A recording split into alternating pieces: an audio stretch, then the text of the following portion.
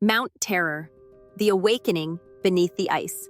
At Mount Terror, still unnoticed by our demonic visitors, a being awakened deep within the trench that links the three volcanoes of the Ross Islands. There, 2 kilometers below the surface, lay a vast structure of colossal stone blocks built by architects who, in ages long past, had come from the depths of outer space. These gigantic entities, born of a star system lost in the endless depth of time, had entered our solar system through a wormhole, pursued by a monstrous force, formless and bodiless, that had devoured the inhabitants of countless worlds. It was then that this ancient creature encountered the Gruten, a race that had attained unimaginable power and had taken it upon themselves to protect those civilizations that were still undeveloped. When that ageless being, older than the cosmos itself, took form upon Earth and began to draw energy from its primitive natives, consuming some and transforming others into adepts, the Gruten managed to isolate and imprison their enemy. All this had occurred in a vanished eon. But since the Gruten had achieved immortality by ascending into a world of light, time no longer mattered. One of their kind had been placed into a frozen sleep, enduring the decaying flow of centuries within a body, a fragile vessel bound to aging and entropy. Through the superior science of the Gruten, Mbano, the sleeper, was able to animate a body crafted upon Earth.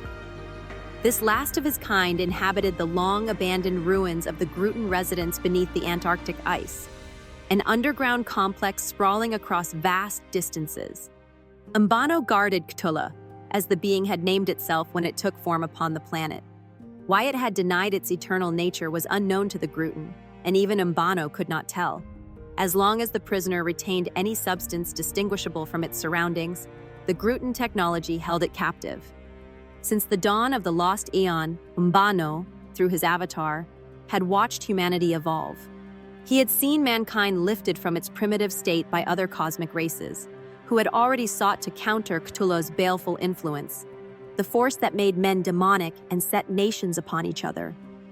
Lemuria had witnessed the first rise of humanity from unformed spirit. The first men were clumsy and gigantic, yet they materialized bodies for themselves and eventually divided into races. Lemuria perished in fire and volcanic fury. Was that the work of Cthulhu? The Gruton had summoned guardians to guide the people of Atlantis, to lead them toward wondrous mastery. But Cthulhu appeared as a god, and ever more Atlanteans surrendered to his darkness.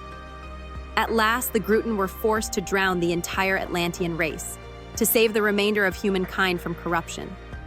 Mbano himself had remained a silent observer.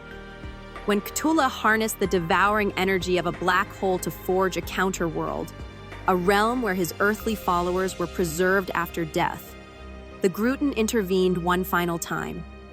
Deep within the Antarctic fortress lay a region capable of trapping any intruder. Cthulhu entered the snare and had remained confined for centuries, guarded only by Mbano, the last of the Gruten. He felt nothing, no triumph, no relief. He belonged to an immortal race. Even though he now possessed a body that could be wounded, time and death were meaningless to him. The captive, as eternal as he, never attempted contact. He simply was, waiting, while Mbano watched from beyond the energy field. What the monstrous Cthulhu awaited, Mbano did not know. Yet he noticed that new helpers of mankind often came from the worlds of light. Cruel were these humans, cunning, violent, deceitful. They waged wars, plundered, and killed until a holy being was sent from the realm of light to show them the path to the higher world.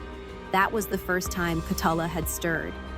Mbano believed that a source of his power had been taken from him. For although humans remained as wicked as ever, a way toward ascent had been shown, and many now refused to serve Cthulhu, whom they named Devil or Satan. When the demons of Moria set foot upon Antarctica, Mbano sensed their presence at once. Energy from beyond the light worlds was destructive, yet it was still energy, and Cthulhu recognized this kinship of essence. In his prison, among fallen monoliths and within the energetic void where he brooded, Waves of that dark power penetrated the Gruten barrier, granting Cthulhu the manifestation of a first shadow. He began to regain form. The evil of Moria was younger than Cthulhu. The dark forces within Moria were the products of an eon born long after that of the Gruten, who, like every culture that transcended the material, had ascended into the light realms that received them. Only a few watchers had remained behind to keep the younger worlds from falling into darkness. Satisfied, they had watched new forces of preservation arise, the Maisi. Satisfied, they had watched new forces of preservation arise. The people of the world Manticore had grown and likewise transcended physical form, leaving only a few behind to restrain the evil that always seemed to arise with the good. Many races were born, evolved, and wandered between light and shadow. On countless planets, darkness triumphed, drawing their inhabitants into the negative worlds beyond black holes. Manticore was among the few where light had prevailed. As there was the world of light to which ascension led, so too existed the world of darkness, governed by its own laws. Cthulhu was not truly a being. He was darkness itself, a remnant of an eon as old as creation. When he reached Earth, the Gruten feared the destruction of their wards, yet were astonished to see him take shape, absorbing all hatred and malice that had grown within this young world. In unholy rituals, the dreadful Cthulhu was worshipped, and he seemed to revel in his role as a god. The two enemies faced each other, without hatred, without emotion. Over the span of countless eons, feelings as humans know them had withered away. They did not speak. Each understood the force that moved the other. As ancient as the Gruten were, the other had existed before them.